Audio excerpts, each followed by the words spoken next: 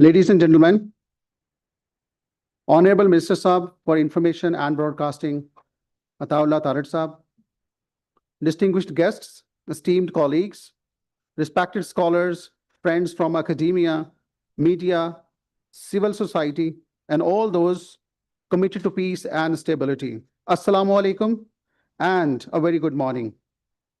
Before we begin formally, we would start with the recitation from Holy Quran.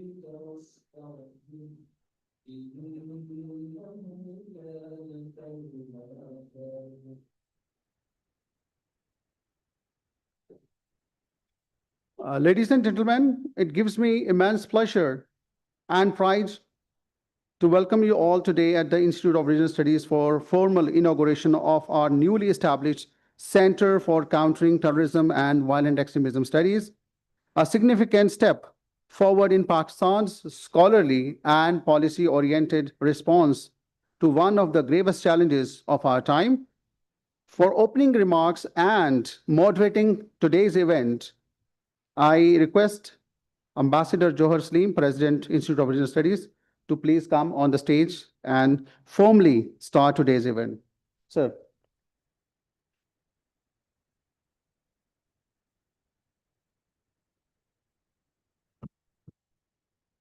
Thank you.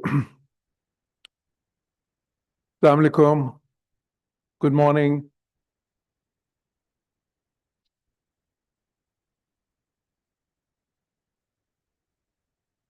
Honorable Minister for Information and Broadcasting, Tarid Saab, dear friend Ahmed Bilal Sufi,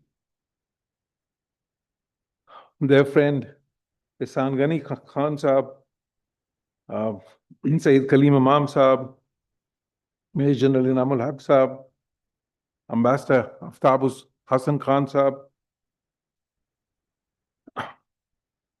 and other esteemed panelists. It's a pleasure and a privilege for me to welcome you all to this august gathering, which marks the inauguration of the Center for Counterterrorism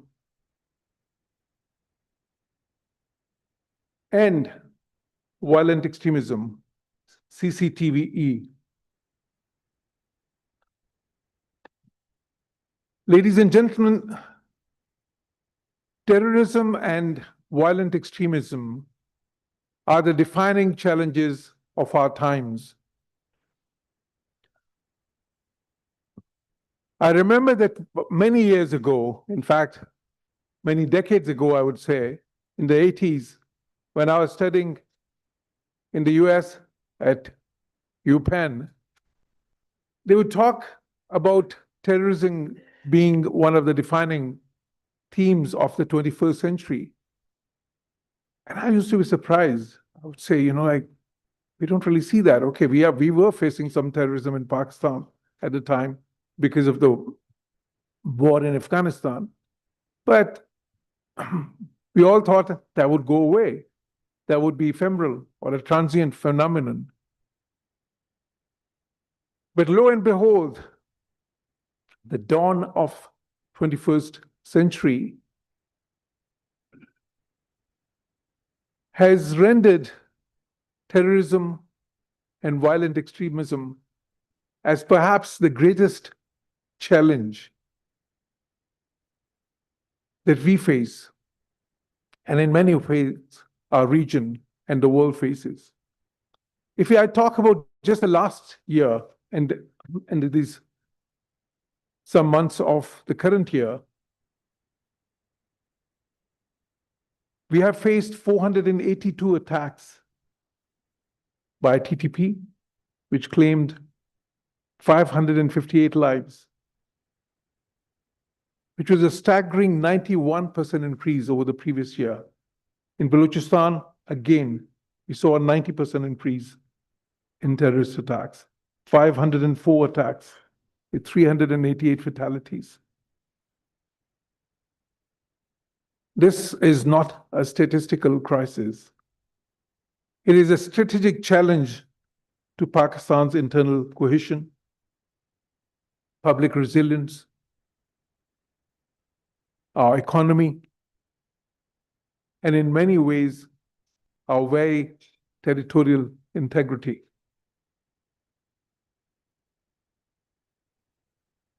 So it is this backdrop that this Center of Excellence is being set up, which will not just be a think tank repository or just a debating forum. We envision it to act as an interdisciplinary policy operational platform. It would aim to bridge the persistent gap between scholarship, research, strategy, and statecraft in Pakistan's fight against terrorism and violent extremism. At its core, we envisage the center to advance data-driven research on the drivers, trends, and morphologies of terrorism. We envision it to facilitate sustained dialogue across sectors, from policymakers to peace builders, civil society to security institutions. We envision it to enable evidence-based counter-narratives and PCVE interventions grounded in social realities. We envisage it to strengthen both national and international collaboration to preempt, prevent, and respond to threats of extremism. Where counterterrorism, ladies and gentlemen, addresses immediate threats, countering violent extremism disrupts ideological appeals. While preventing violent extremism targets root causes such as marginalization, misgovernance, and digital misinformation, the CCTVE will work across all these three axes.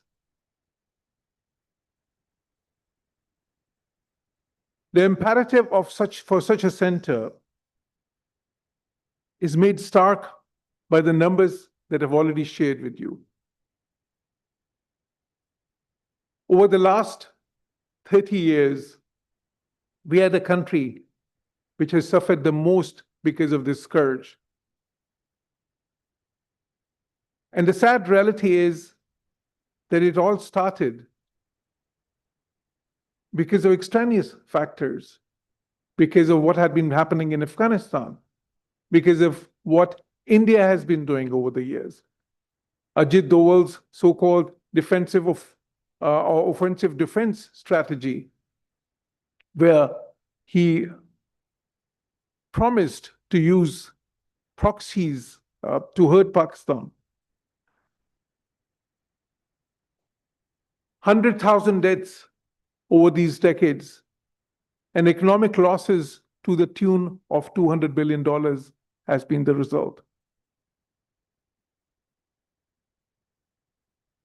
In terms of our response to this grave challenge, there have been multidimensional, multifaceted reforms, actions, and steps. The establishment of NIFTAC, for instance, National Intelligence Fusion and Threat Assessment Center, which was just established last May in 2025.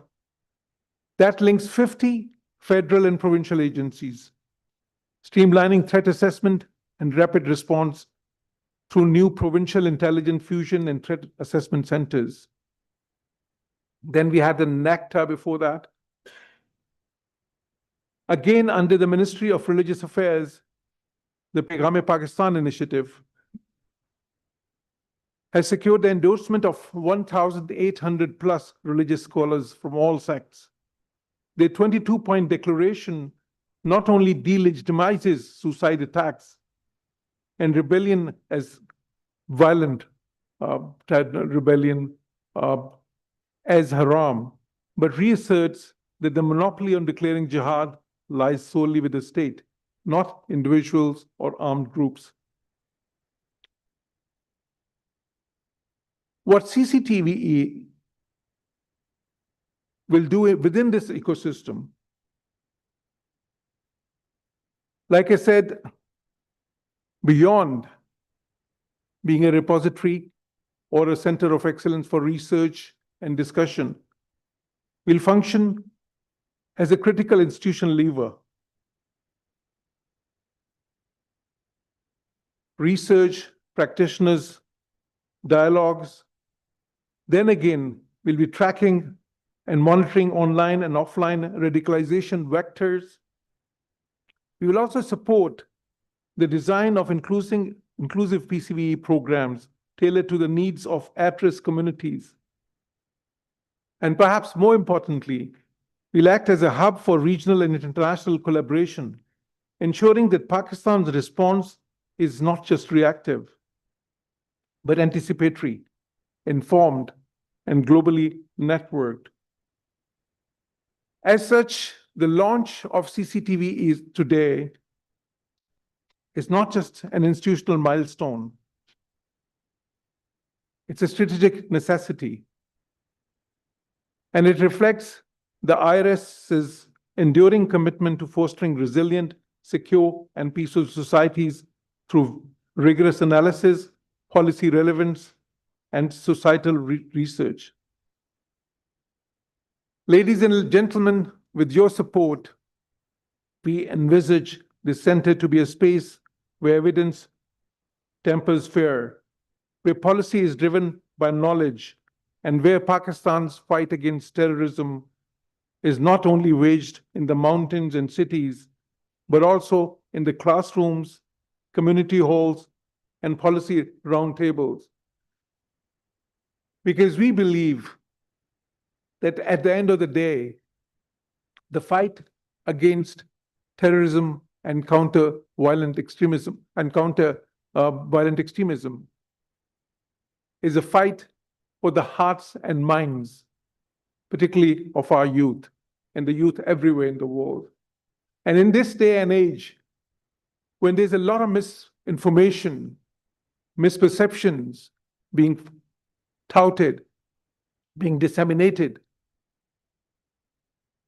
a lot of disinformation, because internet, which has been a great facilitator for promoting knowledge, has also become a great vehicle, unfortunately, for those who are propagating nefarious ideologies and those who want to promote hatred and division and violence. And that is why there's a great need to build narratives of peace and harmony and unity. With these words, I would like to thank you again for being here today. And I would like to now invite the Minister for Information, Honorable Mr. Tarar, to address the gathering as the chief guest. I thank you all.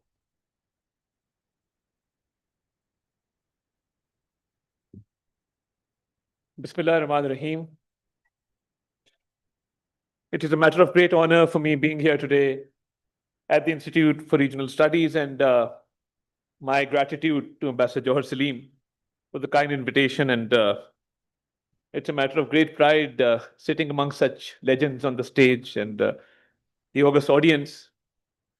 My compliments to the Institute for Regional Studies for launching this very important center because terrorism is not only a problem faced by Pakistan, it is a global phenomenon. And I believe that the need of the hour is to have a center which can guide us through research and empirical evidence as to how to counter not only terrorism, but also violent extremism. The growth of terrorism in the past few years, especially in this part of the world, is not only affecting Pakistan, but it is affecting the world at large.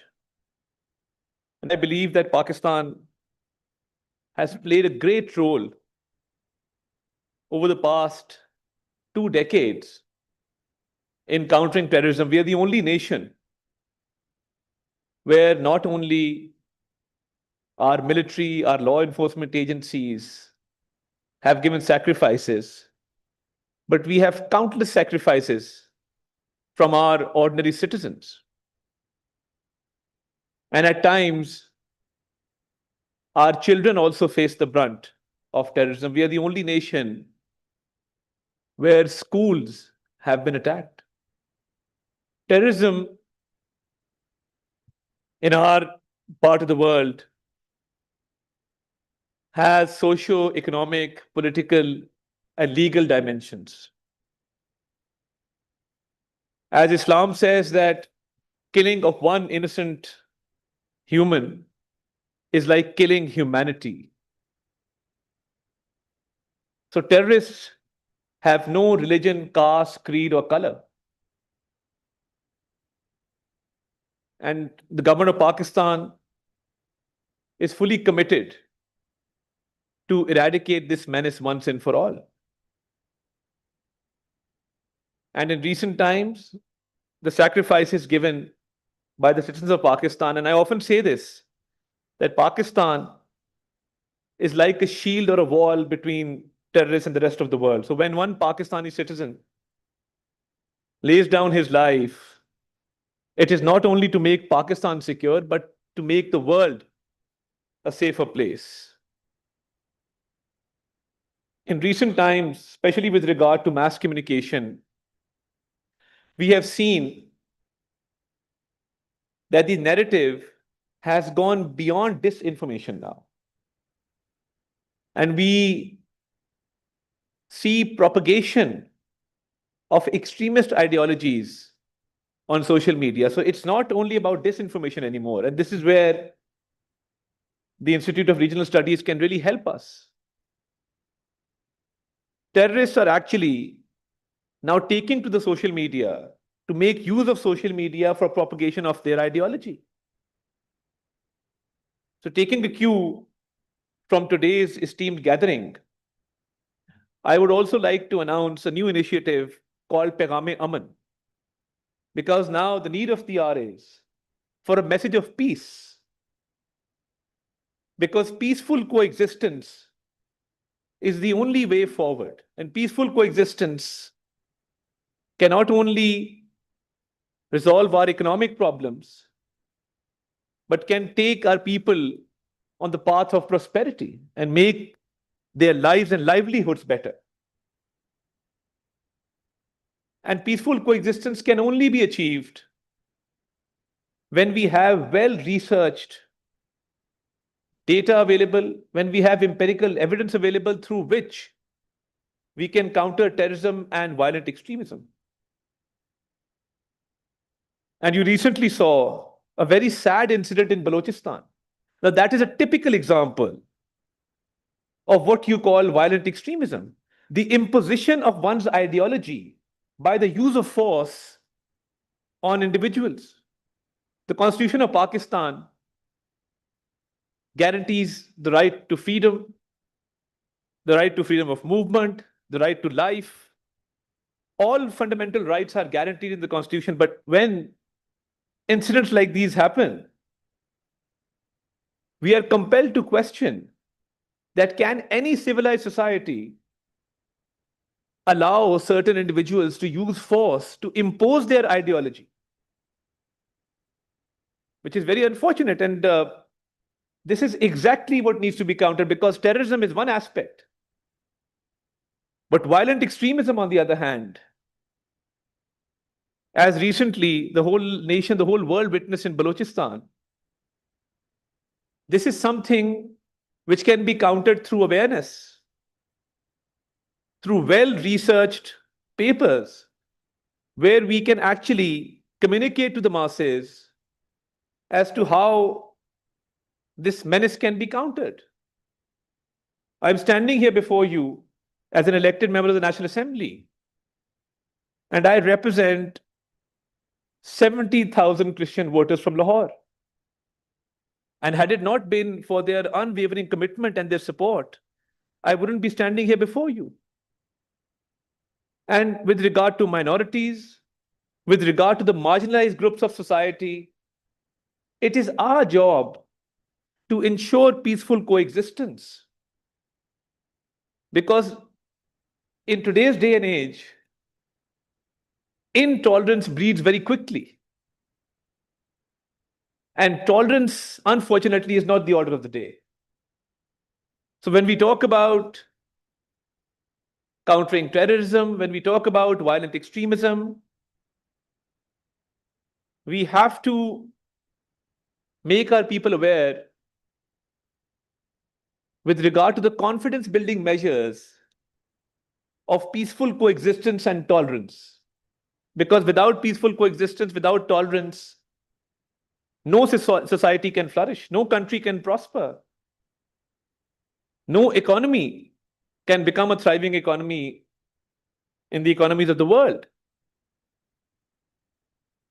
And when I talk about propagation of extremist agendas, it's surprising that social media platforms, which are globally recognized social media platforms, would allow terrorist organizations to formulate their channels for propagation of their extremist ideologies. And we will shed some light over this today in detail later in the day in a press conference as well. But the matter has now gone beyond disinformation.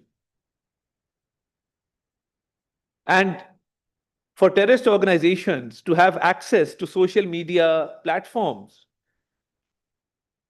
in order to spread hatred, in order to incite violence, in order to divide the society, to polarize the society, because as the use of social media is growing, so is the space for terrorists to propagate their agendas on social media. This is where the role of the government comes in as a policymaker. And when it comes to terrorists, you will see that due to a lack of proper legal infrastructure, legal frameworks, unfortunately, the conviction rates are often very low. So the need of the hour is where you can really facilitate us is specific laws with regard to terrorism and violent extremism, where we can actually create a deterrence through not only making it difficult or impossible for terrorists to operate on social media, but also with regard to the conviction rates. There is a debate going on regarding faceless courts, for example. And that debate is now entering its final stages the world over, where there have been cases in which the threat has been very grave. The legal system has moved on to faceless courts.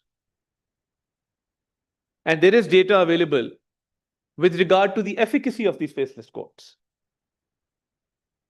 So I think what is required is an overall revamp of the legal system, where terrorists and those indulging in violent extremism are not treated as ordinary criminals. Because special laws and special vehicles are created for special circumstances. And if not now, then when? Because when it comes to violent extremism, gender-based violence is also another issue, which I think in our society is not highlighted as much as it should be. The recent incident in Balochistan is one example. And I think it is a rude awakening, which has really jolted us and given us a new perspective that we really need to work on our legal framework. So recommendations from your esteemed institute would be more than welcome regarding amendments in legislation, regarding awareness campaigns, and I assure you that the Ministry of Information and Broadcasting would be at your beck and call regarding mass awareness campaigns. And in this recent year and a half, being the Minister for Information, we've seen a process of evolution. We've seen a war. We've seen allegations of terrorism being leveled. But I think all praises to the Prime Minister that even during the time of crisis, when he offered an investigation into the Pahalgam incident and said that Pakistan is ready for a fair and impartial investigation, it really proved to the world that Pakistan has clean hands in this. How can a nation, which is the biggest victim of terrorism, get involved in terrorism? It just can't happen. So with regard to awareness campaigns, I was talking about the process of evolution that we've gone through. It has really taught me that awareness campaigns cannot be one size fits all. We need to have specifically designed communication or awareness campaigns for specific audiences. There's an international audience, and Alhamdulillah, during this war, the international audience, the international media, we were there putting forth our narrative. And because our narrative was based on the truth, we were able to establish our narrative the world over. And then there's a local audience. And then there are regional areas. So when we talk about awareness regarding terrorism, countering terrorism and violent extremism, we need to have specific campaigns, and especially for the areas where regional languages are spoken. Maybe launch a multilingual campaign and make the masses aware that this is not Islam. Absolutely not. The terrorists often find refuge. And let me make it very clear. The sympathizers of terrorists are worse than the terrorists because they are the people who live in our society and propagate these ideologies. So there needs to be a clear distinction that sympathizing or propagating violent extremism, terrorism is a big no. And this is not Islam. And that is where the role comes in and the meta-narrative of Paigam-e-Aman. Because the word Islam actually means peace. And we really need to show that the practical manifestation of Islam and Muslims is peace. So I think now is the time to take forward such initiatives. And recently, we were fortunate enough to form a counter-violent extremism cell in our press information department as well. So I also look forward to a collaboration. Maybe we can have an MOU with your center and our counter-violent extremism cell, which has been going on for the past 1 year or so. Jointly, we can take this campaign forward to clear the misconceptions and the wrong information that is given out about Pakistan at the international level for the global audience. Because a country which has laid down more than 80,000 lives in the war against terrorism, no other country can claim that. And people from all walks of life the military, the police, the rangers, law enforcement agencies, civilians, innocent children, women, senior citizens. So I think we have a very touching story to tell. We have a long tale of sacrifices. And these sacrifices shall not and will not go in vain, inshallah ta'ala. Because we've paid a very heavy price. Economically, it runs into hundreds of billions of dollars. So I think the time has come to tell the world what we're about and how we want peaceful coexistence, harmony, tolerance. And that's what defines us. Not the few people who propagate intolerance, hatred, and violence. They're not amongst us, they're not from us. And we can do that through these collaborations. So I would like to propose, because I believe in practicality and taking things forward. So number one, I would like to propose a collaboration with our counter-violent extremism cell.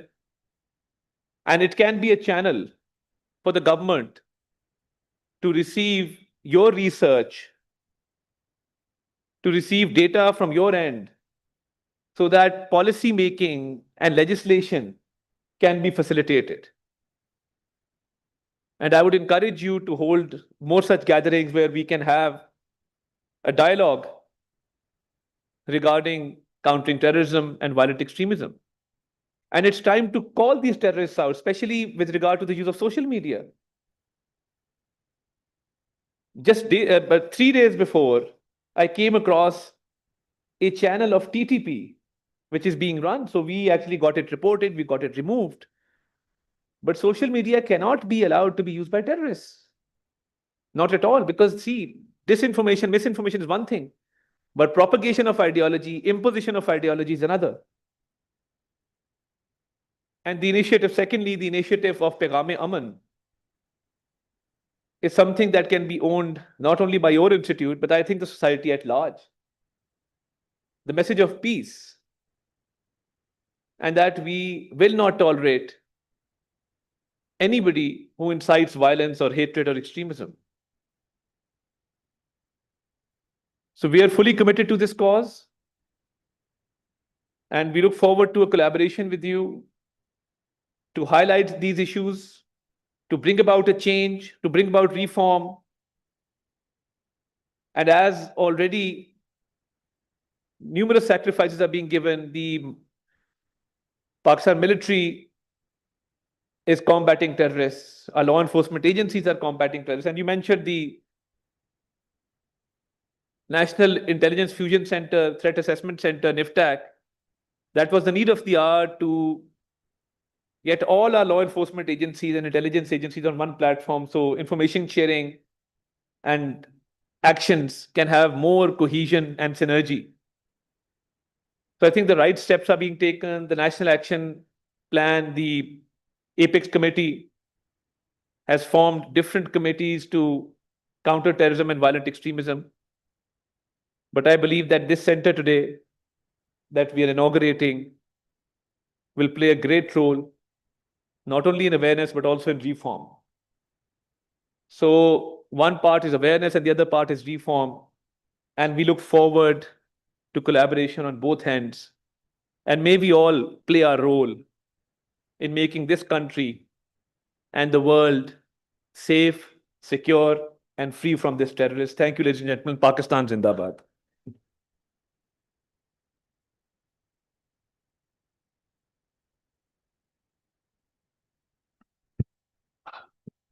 Brilliant. That was a very insightful and illuminating overview of the challenge we face, the seriousness, the gravity of it, and also the way forward that the minister highlighted.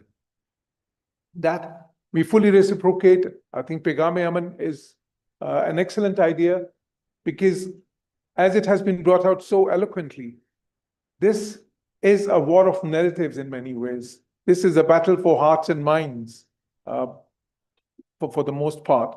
And that is why it is so essential to dispel disinformation, misinformation, misperceptions, which promote hate and division and violence. So, and the other initiative that Minister Saab mentioned, an MOU between sort of Ministry of Information and this institution. I think that's another great idea. We'll work on that as well, Minister Saab. And I think that will, inshallah, contribute to this sort of great fight that we are putting, not just on our behalf, but for the entire world. Because, you know, this is global terrorism that we face.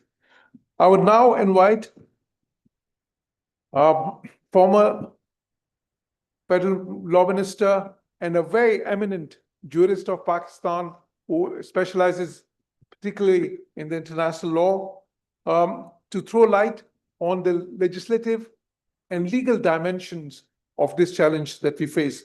My dear friend Ahmed Bilal Sufi, the floor is yours. Bismillahirrahmanirrahim, Honorable Minister, Honorable Panelist, Honorable Ladies and Gentlemen, Diplomats, Assalamu alaikum. The center says it will be Center for Countering Terrorism and Violent Extremism Studies. So what kind of studies?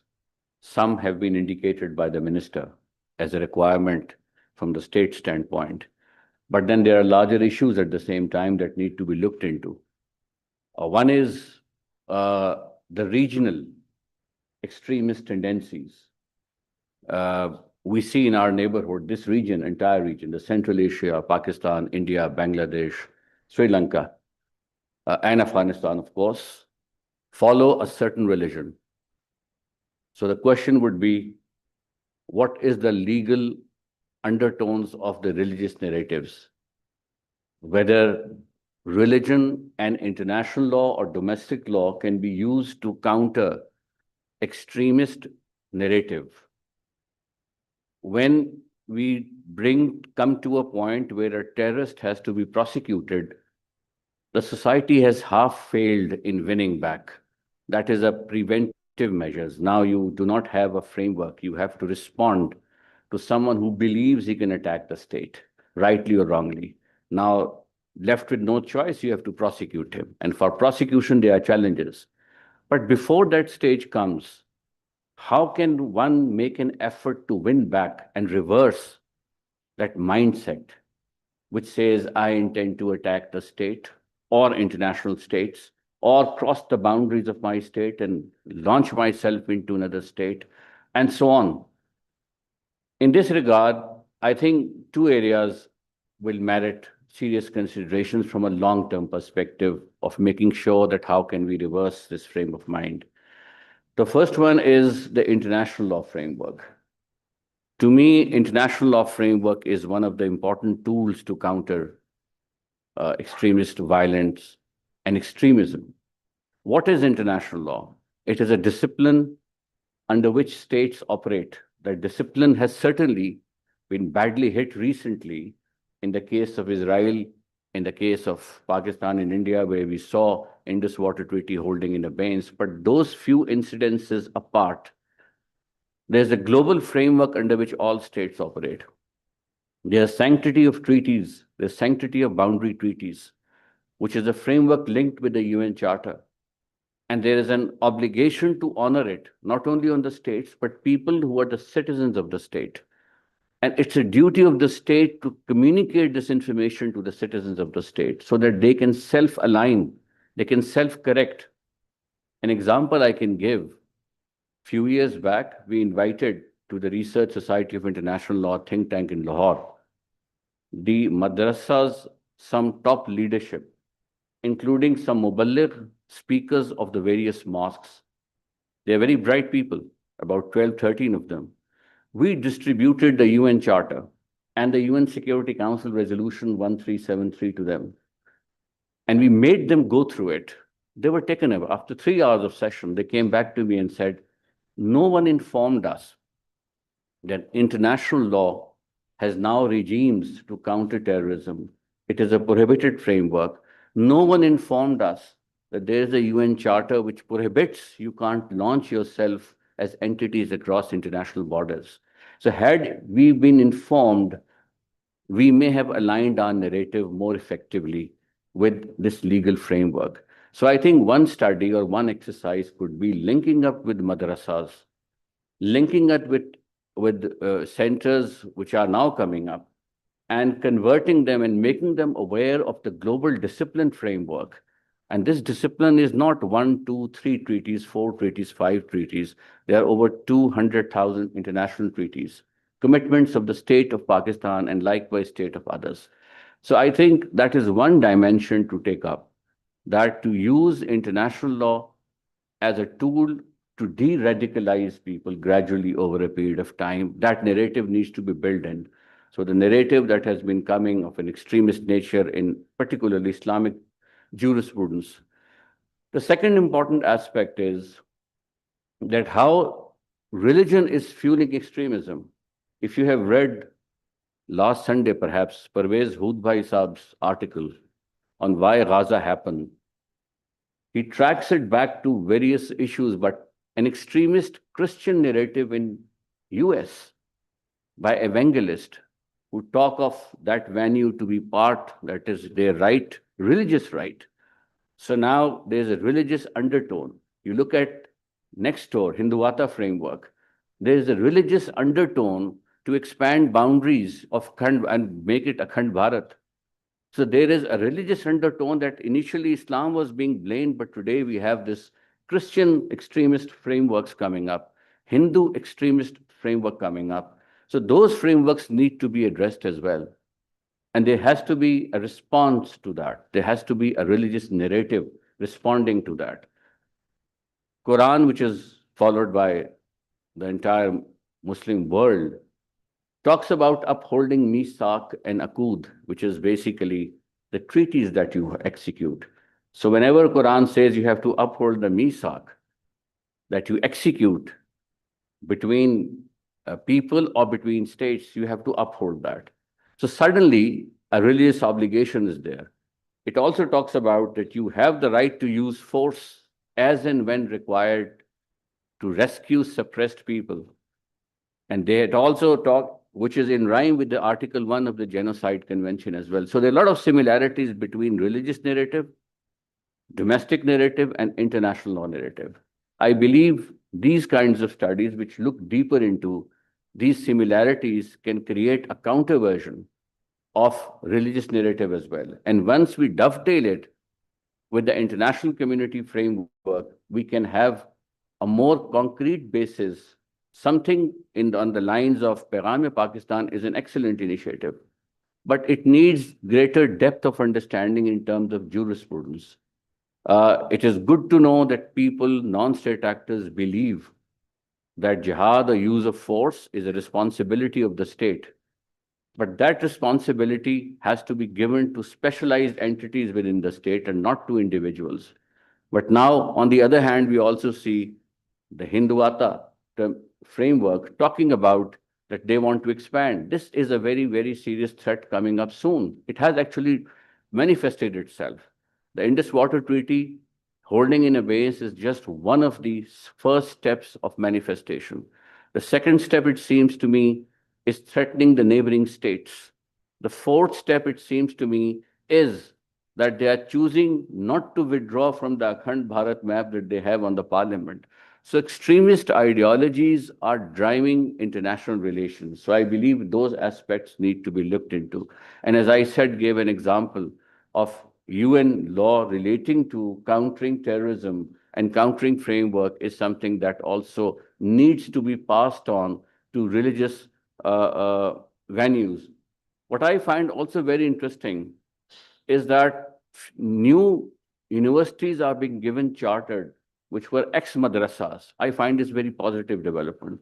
So Al-Ghazali University in Karachi, which is linked with a certain madrasa, or even not Rifa may not be that, but Ikra and so on, other universities coming up. Somebody was talking about setting up a think tank of science and technology in the name of Imam Ahmad Raza, one of the Brailwi senior persons. Very interesting developments. And that should be the direction to take. Why? If you go to Oxford and Cambridge, they were also Christian madrasas of their time. So 800 years ago, there was every chapel and every church dominates the colleges in Oxford and Cambridge, but gradually they moved on from divinity to real life issues, physics, chemistry, and so on, and they grew. But that simple architecture makes a statement about. So diversion, this is going to be a long-term thing, Minister. This is going to be a long-term thing. But these are the kind of innovations we need to look at. I thank you for the time that you've given to me.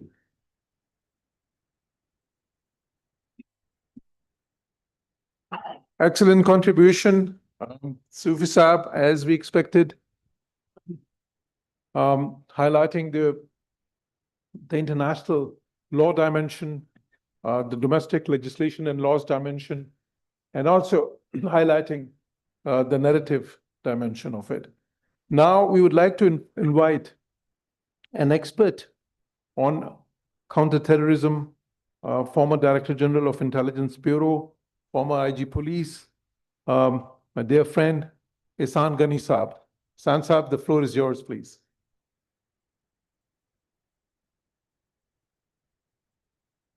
Assalamu alaikum. I brought good morning, but it's good afternoon now. And fortunately, what was to be said has already been said twice over. So there is not much scope for us. Pleasure to be here, Ambassador, and honor to be part of. The name is very easy to remember if you try. It's CCTV. We all know, just add ES to it. So thank you for that. I'll start with my favorite quote of John Perkins, who wrote Confessions of an Economic Hitman. And he says, admitting to a problem is the first step towards finding a solution. Confessing a sin is the first sign of redemption. So, the nation must acknowledge, understand, and admit the problem. Whereas the state must confess the sins before we move on. It has been said that terrorism, extremism is a recent phenomenon in this country. Very wrong. This country, this area, region, has always been in conflict. Wars, occupations, low-intensity conflict, partition, accompanied with extreme violence. Then the breakup, again, polarized us. Then the rise, fall, and rise of subnationalist movements. Why I say rise, fall, and rise? Because till about the 70s, we had subnationalist movements in the NWFP, in Balochistan, in Sindh. Except for Balochistan, they all died. Even Balochistan became almost negligible till the Nawab Akbar Bhutto case in 2006, I think. And now we have subnationalist movements in the KP, in Balochistan, even in Sindh, coupled with similar sentiments in GB and AJK. Provincial and regional identities and disparities, development disparities. And Pakistan has done very little to counter and prevent violent extremism. And the countering terrorism regime has only focused on tactical measures. today's event is really a milestone. At NACTA, we started a Center of Excellence for Countering Violent Extremism, but it wasn't pursued. The issue died down with that. Universities and colleges have now started having CE and CT modules, where I too have taught in these universities. But I don't think there was a center focusing exclusively on these studies. And as such, those researchers, students who wanted to pursue studies in extremism and terrorism had to go out of the country for further studies. So I expect the CCTVES, I'll call it center, as आप लोग कहते हैं, hereinafter referred to as the center. So I'll call it as center.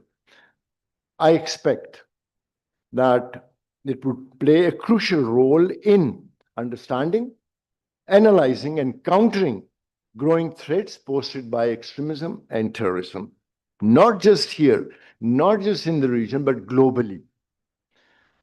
And centers that focus on ENT, extremism and terrorism, actually contribute and play a vital role in building security, resilience, and evidence-based, remember, evidence-based policy making. Because we are always in a hurry to make policies which are not evidence-based, which are far away from ground realities. And that is why we are unable to implement that. And also, we do not take stakeholders' input and their buy-in. And if you can look across all the CTCVE policies here, there was no buy-in and you couldn't sell it. So I hope that all stakeholders, studies that take researchers and students to ensure that making policy is not something which should be a transient thing, it's a permanent thing. And everywhere you go into the developed countries, research and data form the basis of any policy. And they use think tanks and academia for coming up with a policy document which can then be presented into the parliament. Studies of recruitment and tactics, radicalization processes, propaganda methods used by terrorist groups would help the government, as was said by the minister, to counter these. CT laws, policies have to be researched before putting them into the parliament. I expect the center to offer risk assessment modules to predict where the trends are going and stop these trends from spreading. Another serious threat that I'm sure would be looked into by the center in their studies is countering online recruitments and propaganda. And monitoring, as the minister also hinted at, social media platforms and dark web to see where they are going and then stop. Much has been said about the narrative building, and it has been our issue for a very long time now. National narrative, counter narrative, narrative building, targets for narrative, as rightly pointed out. But please, Ambassador, do not mix a religious fatwa edict with a national narrative, like Paygam Pakistan. Because if you do that, you are disenfranchising all the minorities. So please don't do that, one.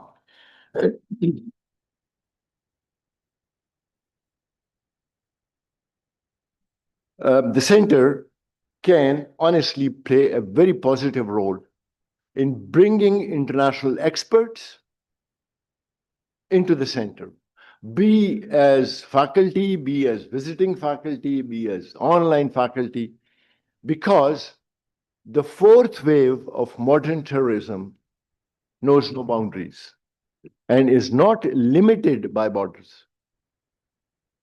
So our efforts to counter terrorism should not just be national or regional, it has to be global. I would just mention one last thing before I leave is, please, in your studies, do not forget to include looking inwards at our own fault lines, because we have this problem. We blame everyone for our own blunders, and then we seek their help to mitigate. August 2021 and our jubilation and expectations that a ragtag government which has no concept would help us. I hope that it does not stop today, and the center goes for more and more knowledge distribution and gathering. Thank you very much. Thank you, Ganisa, for very enlightening input and drawing upon your great experience. You've rendered some very valuable advice. Our next speaker needs no introduction. Renowned journalist, TV anchor, former MDPTV, where we were together in the PTV board, Mr. Mohammed Malik. The floor is yours. Assalamu alaikum and good afternoon, Ji. I'll be very brief. I just want to make a few points. I think there's a difference between fighting terrorism and terrorists. Terrorists you can eliminate through kinetic actions. Terrorism are the fault lines, the issues that are exploited. Terrorism doesn't happen in a vacuum. Who are terrorists? Do they start terrorism? Not really. They perpetuate it, they benefit from it, but they exploit existing fault lines. They exploit existing failures in the system. Let's take example of Balochistan, for example. Under the ground, it's the richest part of Pakistan. It has trillions of dollars of wealth. Above ground, it's inhabited by the poorest, by the most backward people. It's in perfect culling field for terrorism. You talk about democracy, the people over there are totally disenfranchised. There is a serious disconnect between people supposedly reflecting the public opinion, but they're always chosen and selected by the establishment. That's a fact. And the reason is because it's seen from the security paradigm. And when you see things purely from a security paradigm, then the result is also, black and white operations and totally with a military mind. Unfortunately, it doesn't work that way. The civilian society doesn't work that way. And that's the biggest issue there is. There are issues like, we have two frontline states. One is Balochistan, the other is KP. I'll quickly touch both things. The serious issue in Balochistan is mixing people. It is an issue. We can deny it's there, but it's the issue that's exploited the most. I talked to two former army chiefs, and I said, why is this an issue over there? I talked to one gentleman, you'll understand who it was also the DJIS and also the DGMI. मैंने कहा यार बताएं तो सही issue क्या है? उन्होंने कहा one of the biggest issues is that the ISI and MI, they don't have arrest powers. What happens is we investigate, we catch terrorists and we catch legitimate terrorists. Then we have to hand them over to the police. We gave the sub-inspector, we gave him all the documents and everything. Now, when that guy goes before the court, A, he is not directly involved. He's just passing on some documents. Second, he's scared like hell. because he doesn't have the protection of the system like an army officer would, an army thing would. And so he goes to the court and he squanders the case. He just literally throws it away, both because it's not his case, and second, he can't afford to. He's scared like hell. And asked them, I said, when you can get all the constitutional amendments passed, why don't you get this thing done? It shouldn't be a problem. But somehow I didn't get an answer to that. It's one of the issues. I'm just pointing one issue that is on the ground, and we don't want to talk about it. Now, unless these issues are addressed, I don't think things are going to improve that much. The only reason we still have, by the grace of God, one of the biggest reasons Balochistan is still with us is because it's too big to break away. The geography and the size of Balochistan actually helps us because a few hundred or 2,000-3,000 people, terrorists, can't take it away from you. Had it been a smaller province, unfortunately, God forbid, things might have turned differently. So, jisko what we call in Urdu, geography ka jabar, hamare haq mein hai. But that doesn't mean that we should keep taking things for granted. We can blame it for India. We can blame we all know one Gulf state also spends a lot of money. One former DGSI confirmed it to me, even told me the figure a few years back. But the point is, you can't hang a coat on a plain wall. There has to be a hook. We have given the terrorist a hook. We are talking about getting rid of the coats, the jackets, and the hats being hung over there. We are not taking care of the hook because it has a lot of things at stake. In Pakistan, what is the issue? The issue is governance. Too many people, too few provinces.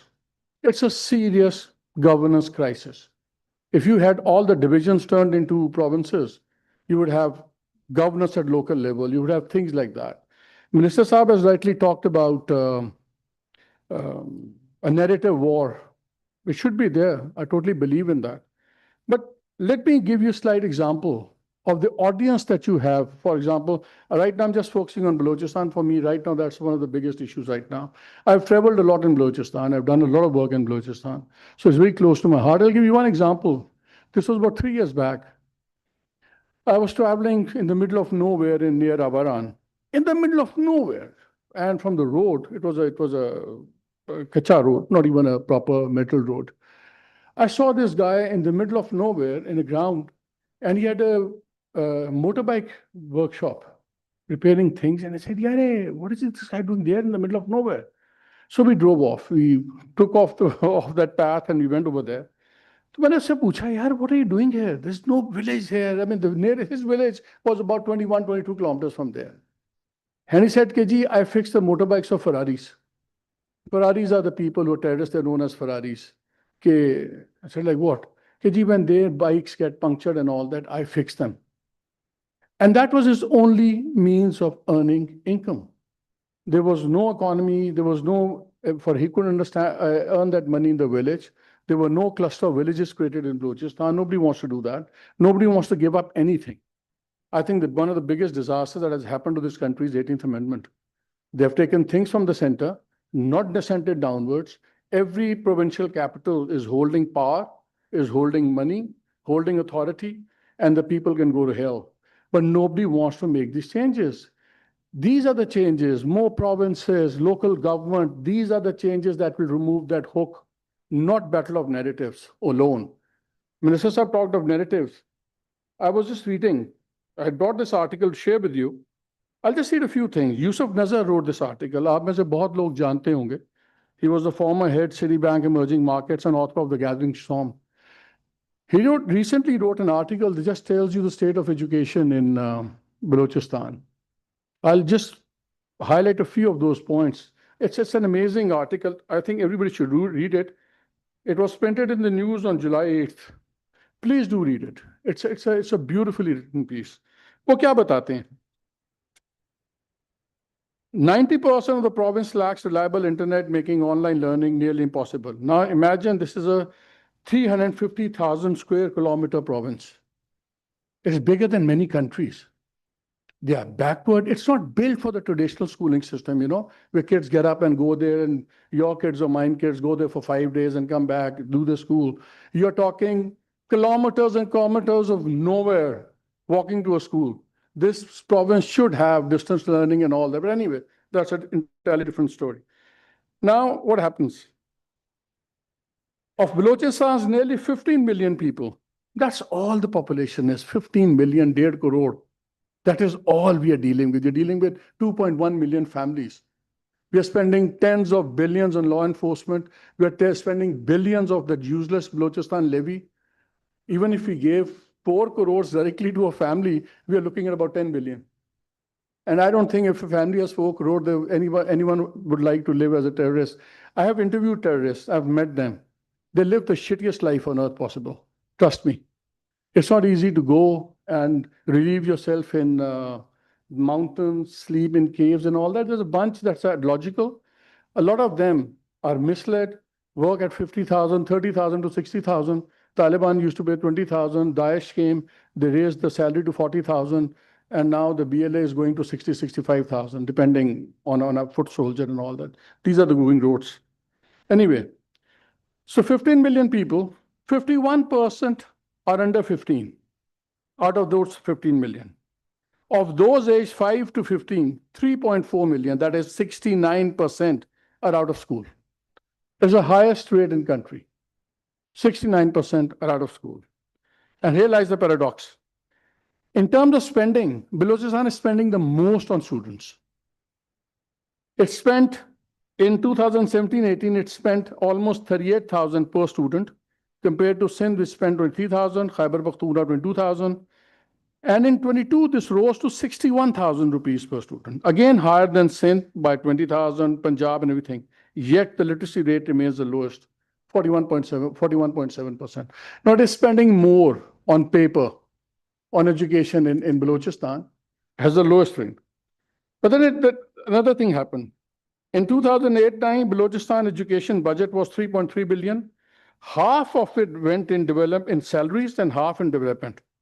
Half in development, half in salaries. Now, by mid-2024, it reached almost 147 billion. That's 15.4% of their budget. It's a big number. But look at this. Only 32 billion went into development. Out of almost 115 billion. Only 32. Rest was all salaries. So there were no schools, no toilets, nothing. So you know exactly how the system is broken. This is just I'm talking about, and by the way, the literacy has gone back to about 3 points down.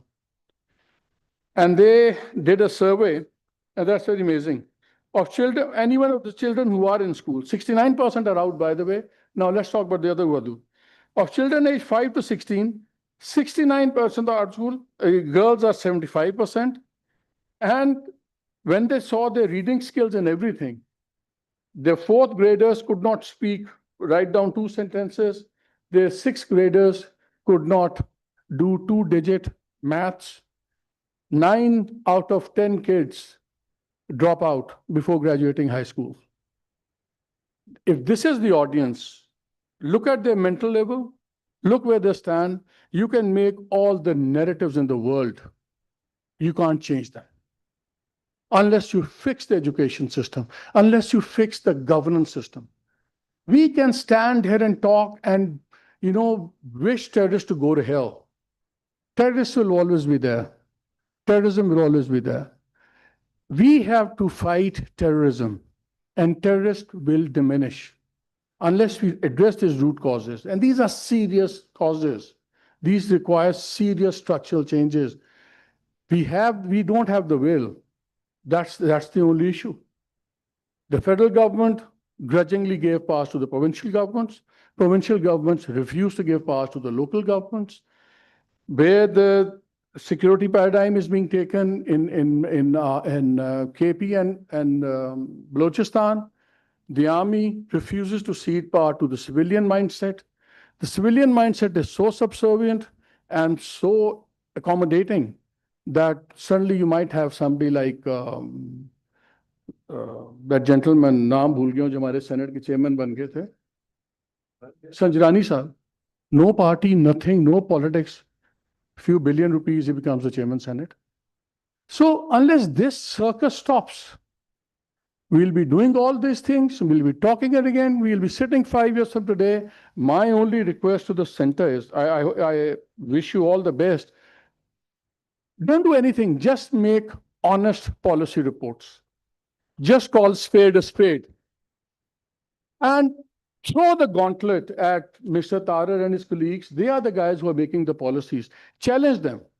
Unless we first learn to accept the truth, we won't speak the truth. And unless we don't speak the truth, then the only narrative that will sell will be the narrative of terrorists, because they are linked to the sense of deprivations, to all the exploitations that the ordinary person in Balochistan or KP feels.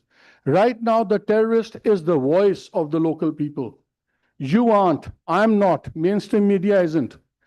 They think they only identify with him because he is the one talking about the problems, and we are denying that those problems exist. Because accepting those problems raises questions about our own capacity and about our own failures. So unless we accept our failures, we are never going to have success. That's all. Thank you.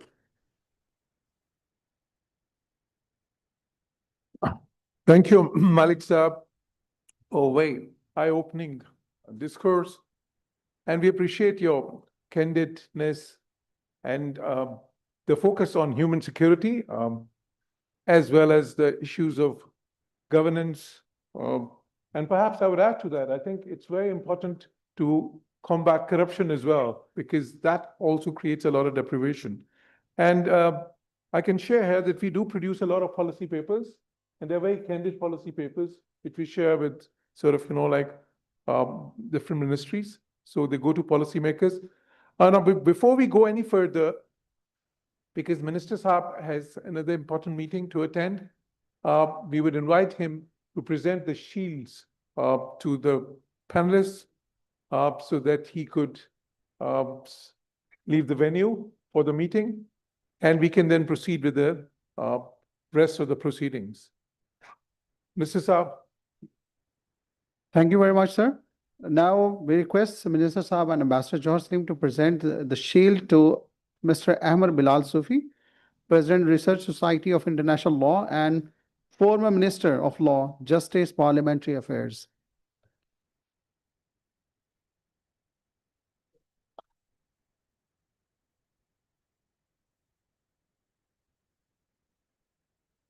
Now I request Mr. Ehsan Ghani Khan, former Director General, Intelligence Bureau and IG, Police.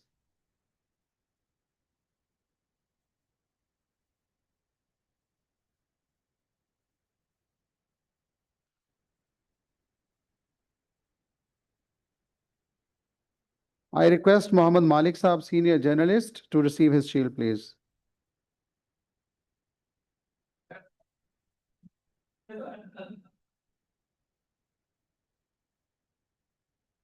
Next, Dr. Syed Kaleem Imam Sahab, former IG Police and Federal Secretary of the Ministry of Narcotics Control.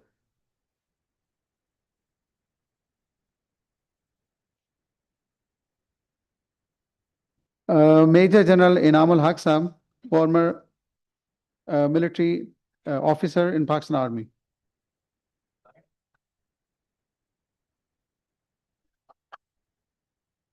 I request Ambassador Aftab Hassan Khan, Additional Secretary, National Security Division, to please receive your shield.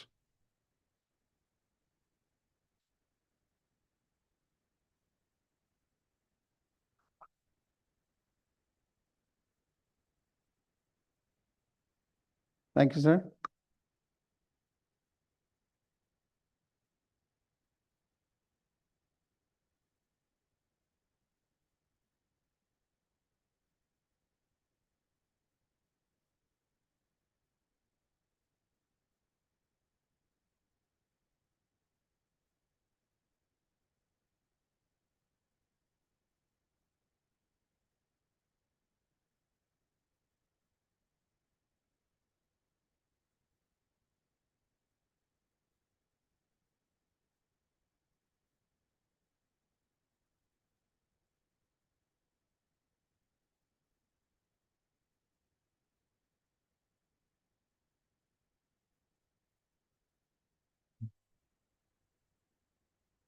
I would now like to invite another expert in counterterrorism who has been a former federal secretary and a former IG police, their friend Sayed Kaleem Imam. The floor is yours.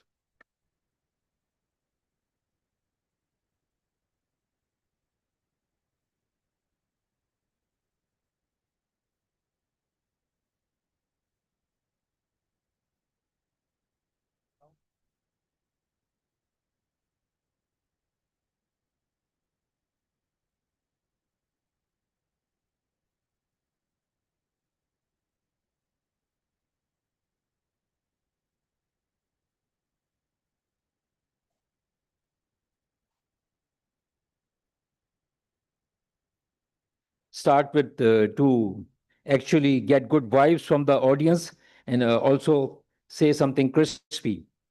The first suicide bomber which I came across was in 2002, a boy of 14 years old who attacked the church in the diplomatic enclave.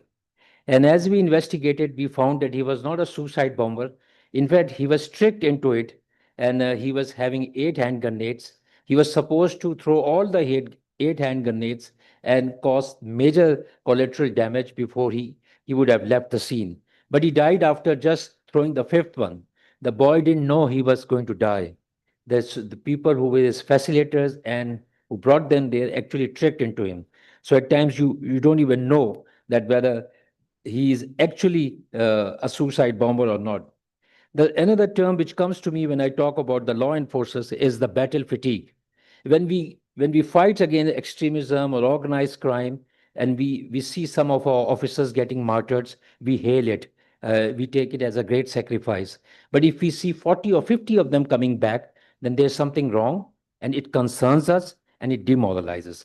So here is a term that we must always keep in mind while we are fighting countering terrorism. And another very useful thought which I got over here is, as I teach in university, I often ask young boys and girls, what sort of spouse you are looking for? Few of them would say, we want an established young man, financially sound, handsome, good looking. But most of them would say, no, we want a trusted man, a caring man, a loyal man, a man whom we can have faith in. So we need to keep in mind as we talk about this threat which prevails over there, that what is a common man looking for? And even if he's living a very worse life, why is he actually subject to all this? We have a nectar chief over here. We don't have a nectar chief right now. Let me tell you, it is so important, the countering terrorism. The man over there is hardly been assigned to do the work.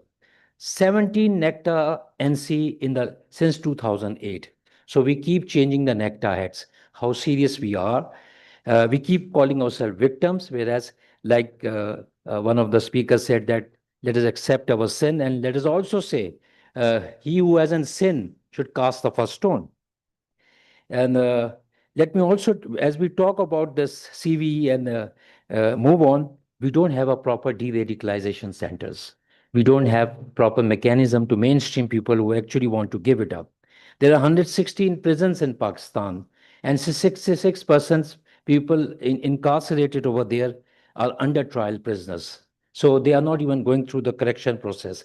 And the best way, like again, which has been discussed over here, is to do and to take extrajudicial measures.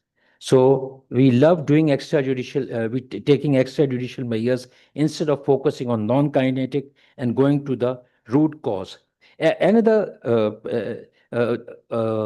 a point which came over here in the discussion is countering hate crime and online dissension and all, you can only count it with another truth. You cannot count it through another false or negative narrative. So if someone is raising and carrying out a campaign against you, the best way forward is you keep on telling the truth. And you don't also start doing fake and start responding in that way. And lastly, before I come to the formal part, we keep talking about ATA, anti-terrorist law. I just carried out a survey from 1997 to 2025. Almost 38,800 cases have been registered under ATA sections. So every other crime is being registered under this section, though we have equal punitive sections available in law to deal with these people. But we want every case to be dealt under ATA. As a result of which, if the world comes to know you have registered 38,000 cases, they would say something is terribly wrong. And these are not terrorism cases. And you will be surprised that even females have been challan under these cases. So as we move ahead, let's go with some myth. The myths that we carry as we build these centers. And the first myth is that these centers are about kinetic military responses. No, it is not. These centers will focus on prevention, reintegration, ideological disruption, not just raids and arrest. You'll be surprised to know NECTA is very much interested in forming a unit so that they can carry out all this. The second myth is they are intelligence front offices. Now, the CVE centers are not those. Reality is they are effective models for community-based policy hubs and research centers. Number three, another myth, radicalization looks same everywhere. It's not true. It is shaped locally by injustice, by identity, and by ideology. Another myth is these centers eliminate terrorism. No, they don't. They weaken the root causes, but sustain peace and requires societal and legal shifts. So, globally, leading centers and anchor themselves around 5 core pillars. And I'm sure this is what this center is also going to do. They research and do risk mapping. This is the first thing they do. They train and try to build capacity for the police, teacher, clerics, social workers, and youth leaders. They also try to do community engagement. Number 3. Number 4, they try to carry out strategic communications, crafting counter narratives, and producing digital literacy. The narratives have to come from within. It cannot be imposed, like we keep on saying कि बच्चे को कह दो कि कल से करना. How does a child best learn? That's a question. He doesn't learn by sermon. He only learns through imitation. He will do exactly what you do, and he will do that.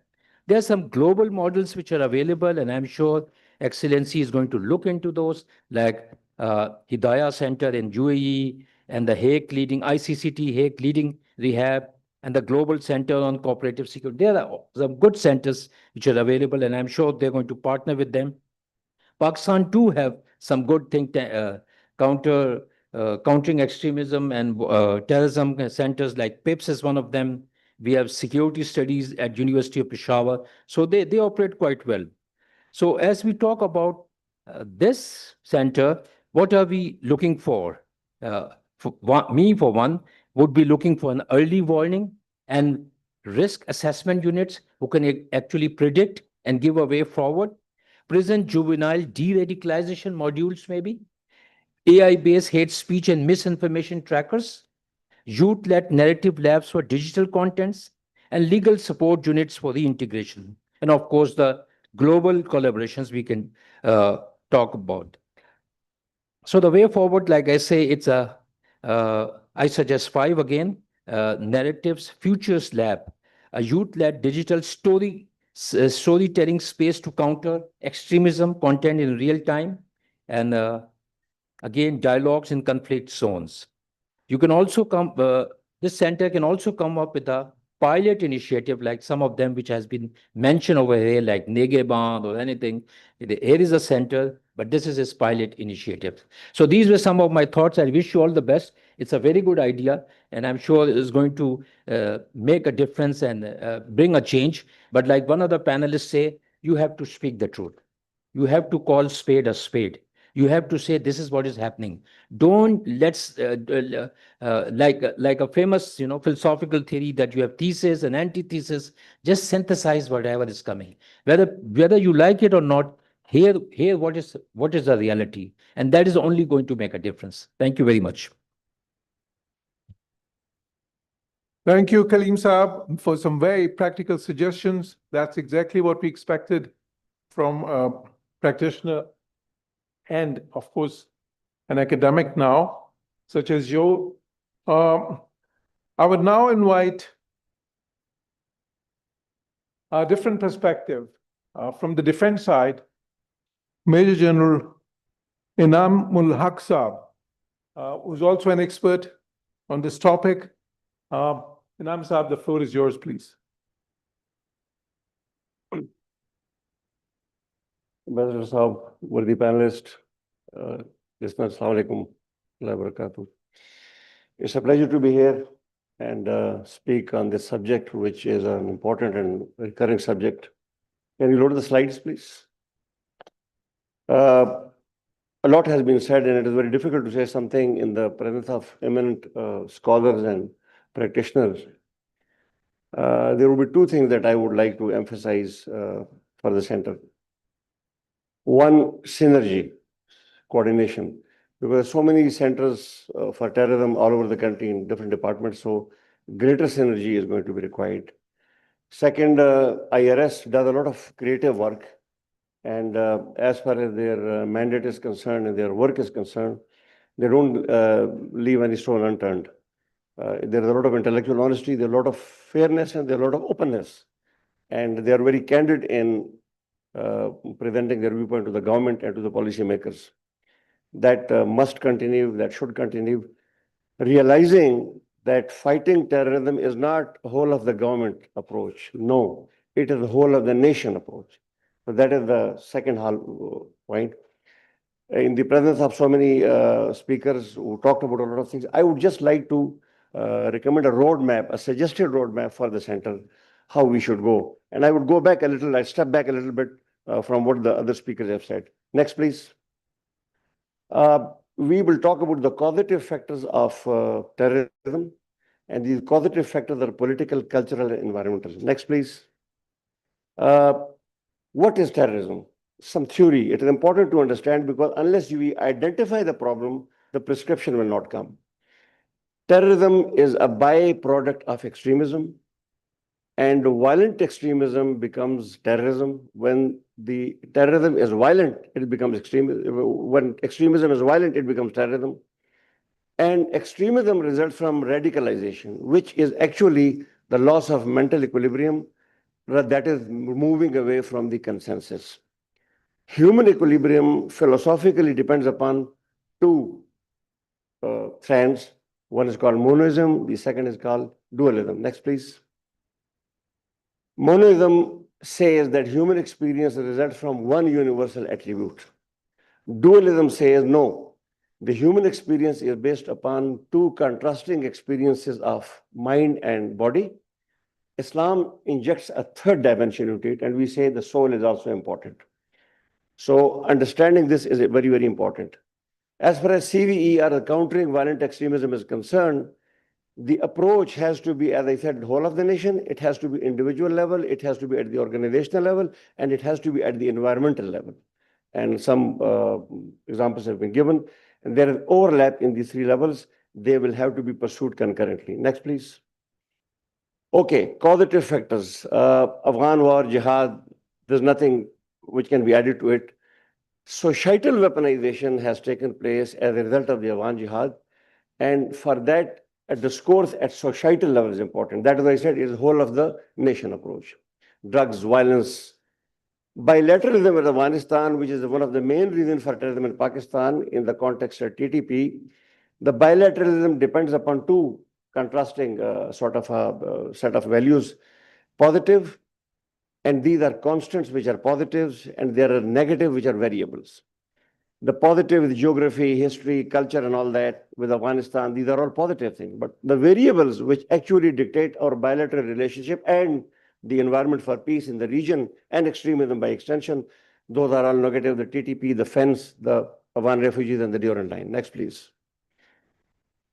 Okay, political instability resulted from the botched negotiation in Kabul in 2022. We shouldn't have done it. We shouldn't have done it at the level where these negotiations took place, and we should have not conceded to the terrorists the way we conceded. I mean, the military and the intelligence organizations. Lack of political ownership.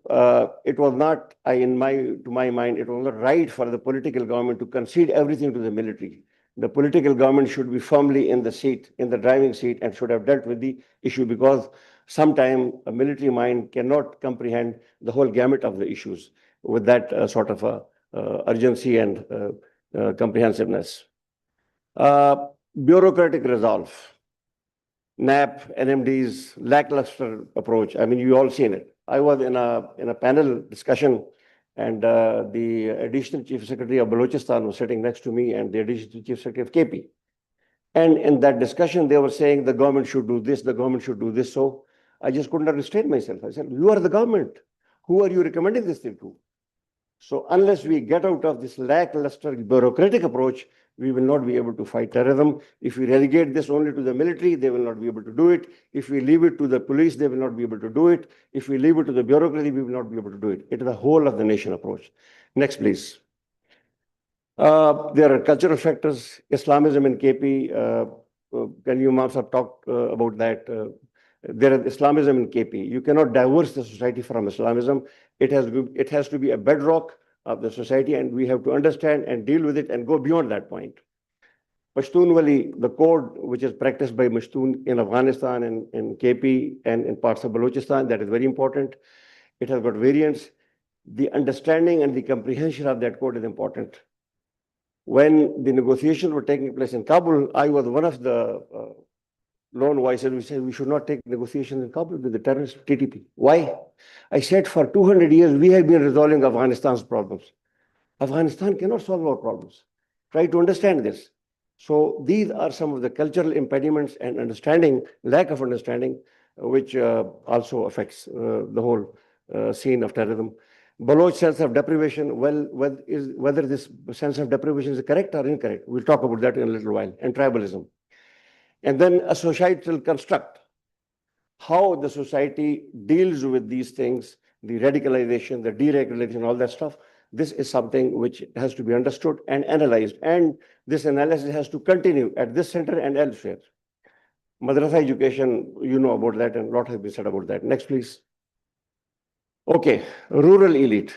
There is a disconnect in the Pakistani rural areas between the power and its relevance. The way power is perceived, the way relevance is perceived, the way it is practiced, the way it is constructed and embedded within the societal network. These are important sociological aspects which must part of any analysis on the terrorism. Next, please. Okay, environmental factor, lack of quality education, a lot has been said about that. If you want to arrest the slide of society towards extremism, quality education is important, and a lot of investment in the quality education is very important. Right now, in Pakistan, the investment in education and health is not more than 5%. In good countries, it is 15 to 20%. Political, religious, ethno-tribal polarization, yes, it is there. I was a brigade commander in Padachinar, and I've seen it firsthand, how things happen. This is something which needs to be understood in the context and dealt with. Social media, a lot has been said about that, and the recent entrant is the AI-driven falsehood and fake news. We all know about that. Next, please. Okay, in KP, TTP, PTM, Pashtun victimhood, the narrative, the state credibility, the operational exhaustion, the youth disenfranchisement, and the gullibility, and the individual psychological dislocation. This had been talked about, and it is known. Next, please. Okay, Balochistan relatively wanting egalitarianism. There is a Sardari blackmail, and there is a foreign hand which is going on, and that it has to be understood. And that I'll come a little bit in a little more detail about Balochistan. Next, please. Okay. Administrative abdication. This is the new thing which has come up, especially in the bureaucracy. They relegate things to jirgas. Jirga is a thing of the past. We have moved from there. We have legislatures, we have parliaments, we have executive. Why are we relegating things to jirgas? And you've seen the jirga justice in Balochistan a few days ago, killing up that couple. So this is, to my mind, administrative abdication of relegating responsibility to jirgas. जिरगे के हवाले करके हमारा अमाल जो है मुतमईन होकर बैठ जाता है कि मैंने तो अपना काम कर दिया, जिरगा फैसला करेगा. Padachinar and all that. 60 jirgas took place. The revolution is still in the way. Okay, incapacity, bureaucratic incapacity, governance issues, military is a cultural handicap. I talked about that. And the intelligence gathering penetration. Military at places does not have a lot of intelligence penetration, and int gathering capability, particularly in Balochistan and in our newly merged districts. Next, please. Okay, Balochistan. A lot has been said about it by our media leader. Balochistan is not a political, sociological, and ethnic monolith. This must be understood, and the policymakers must deal with that way. Look at the 2007 census figures. 12.34 million people, which is 5.94% of Pakistan, not even 6%. Baloch comprised 35.49%. Pashtun, 35.34%. Brahwi, 17.12%. And then there are Sulaimani, Makrani, Baloch. 300,000 are the Afghan refugees in Balochistan. 90,000 Baloch are refugees in Afghanistan. 40% Baloch live in Sindh, Panjgor, Makran, Dera Bukti, which is actually the hotbed of radicalization and instability and terrorism, has only 0.3 million people. Literacy rate is 43.58%. Pakistan is 58.92%. So is Balochistan very Baloch? Is the problem restricted to the whole of the country, the whole of the province? No. So that is why my recommendation is Balochistan should be dealt with not as a monolith, and we must localize the problem within Balochistan. And if we do that, I think our response would be very effective and it would be result oriented. Next, please. Okay, population density is 18.9%. Nasirabad division only has 109.79 people. Pakistan, on the contrary, has 260 people living per kilometer. So it's a sparsely divided. And there is a bogey of accession to Pakistan. Generally, when we speak about Balochistan, we are on the defensive. The facts and the history does not say that. When Pakistan was created in 1947, the Kalat State National Party voted against joining Pakistan, Bizinjos and Mangas and all that. Ahmad Yar Ahmad Zai was at that time the Khan of Kalat. Lasbela under Jam Qadir, the President Jam's father, Makran under Bai Khan, Gichki, and Kharan under Habibullah, they wanted to join Pakistan, and they were actually asking Qajar to do that earlier, but the Khan of Kalat was dithyrambic. He wanted to have more political advantage with Qajar, and the negotiation went on. It was on 27th March 1948 where All India Radio announced that Nehru has rejected the accession of Balochistan to India. And that is why when the Khan felt himself cornered and he hurriedly decided to join Pakistan. So forcible accession of Balochistan to Pakistan is a bogey and incorrect. Next, please. Okay, then there is another aspect of Naraz Baloch. Why are Naraz Baloch Naraz? The amount of investment that the state of Pakistan has been doing in Balochistan, it is substantial. It is way ahead of Sindh, way ahead of KP. We have to find out a viable alternative to Sardar. Right now, there's no viable alternative to Sardar, who is part of the problem and not part of the solution. Quality education probably will change things over time. Investment in quality education is important. And we should not throw money at the problem, because that money ends up in the coffers of the Sardars. It doesn't benefit the common people. We should contain and mainstream youth. One recommendation, it has a lot of implications. And then economic development should be the way to go. And that is basically the Chamlang mine. If somebody doesn't know what the success story of the Chamlang mine is, I think it's a good idea. One should go and find out what Chamlang mine did to the people of Balochistan. And we should divert resources from cheap gimmicks in Pakistan elsewhere for Balochistan. There is no need of constructing a bicycle track in Rawalpindi and elsewhere. Actually, that money should be allocated to where it goes. Next, please. Localize the problem. We talked about that. Robust counter-terrorism. City, a lot has been said about counter-terrorism. The mix of counter-terrorism is 80% non-kinetic means and 20% kinetic means. This is the internationally accepted mix. And I think Pakistan has been doing it and a lot had been said about that. There have been a lot of programs in the non-kinetic area where the government of Pakistan has done a good job and is doing it. It's an uphill battle. It will take its time. Such problems do not have a quick fix.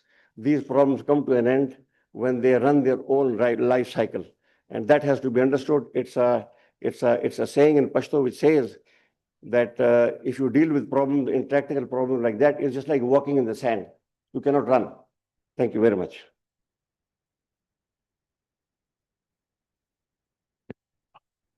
Thank you, General Saab, for a very useful input in a very coherent manner. And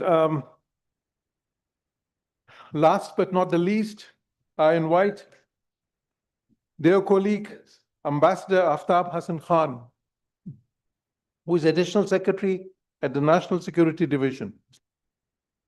Aftab, the floor is yours. Thank you very much, sir. I started walking before you finished it. I know everybody is tired. So, first of all, Ambassador George Salim, who has been my mentor at the Foreign Office. He was my Director General in Europe Division a long time ago.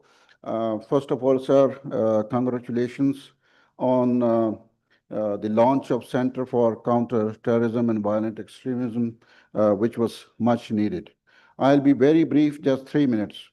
Our national security policy, 2022-26, it already identifies the threats to our national security, which includes terrorism, as the most acute form of efforts to undermine the stability and national harmony of Pakistan.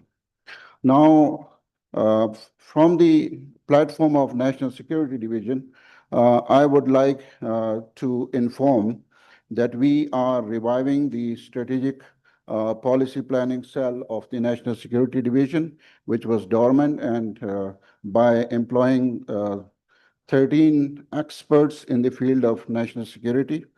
And I would propose that SPPC of National Security Division and CCTV of the IRS, they have close collaboration in their expert level research so that we can come up with very effective proposals for our national security. Sir, the second thing is that IRS, under the advisory board of the National Security Division, we hope that after the revival of National Security Division, hopefully in the next 2 months, we would invite IRS also because the National Security Division deals not only with the terrorism alone, but on the larger canvas of all tradition and non-traditional security. And the third proposal is that our national security policy is due in 2026, in which I think the Center of Countering Terrorism and Violent Extremism, CCTV, and IRS together, we would urge for their input, and we'll have a series of meetings with think tanks, including yourself also, so that we can come up with very comprehensive national security policy next year. Inshallah, once again, I would congratulate you for this very important initiative of launching this center.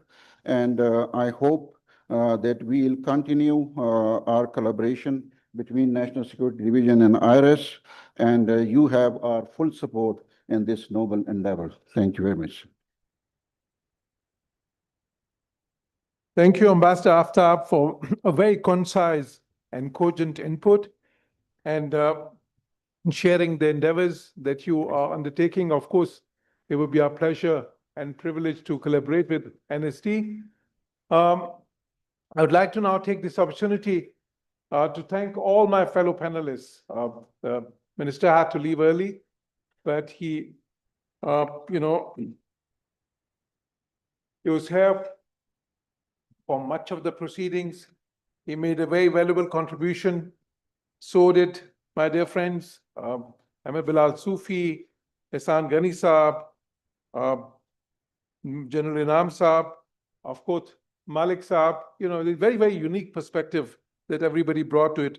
Ambassador Aftab, of course, and Kaleem Imam, all of them. I think with the support of our friends here, with the support of the institutions, and like the minister expressed here, we'll have the support of the Ministry of Information, the National Security Division, and all the other stakeholders. And the purpose, as I already underlined, is to provide a place for evidence-based research and informed discussion, come up with ideas, come up with input for policy making, because policy making cannot be done in a vacuum. And of course, the numbers and monitoring and tracking data, that is all very important. So this would be, inshallah, a multi-dimensional endeavor, which would contribute to the ongoing efforts for combating this scourge that we've been facing for so long, and which has wreaked such great havoc, and which has actually in many ways really thrown a spanner in the works in terms of the growth, economic growth, the trajectory that we were having. But inshallah, together, we shall overcome this evil. With these words, I would like to request you all to join me in a big hand of applause for all our panelists here.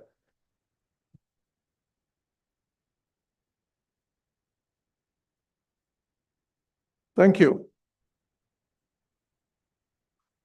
And there's a small announcement. The speaker's guest, the refreshment has been put upstairs, and all of the guests, they can join refreshment downstairs, right? Thank you very much for being here.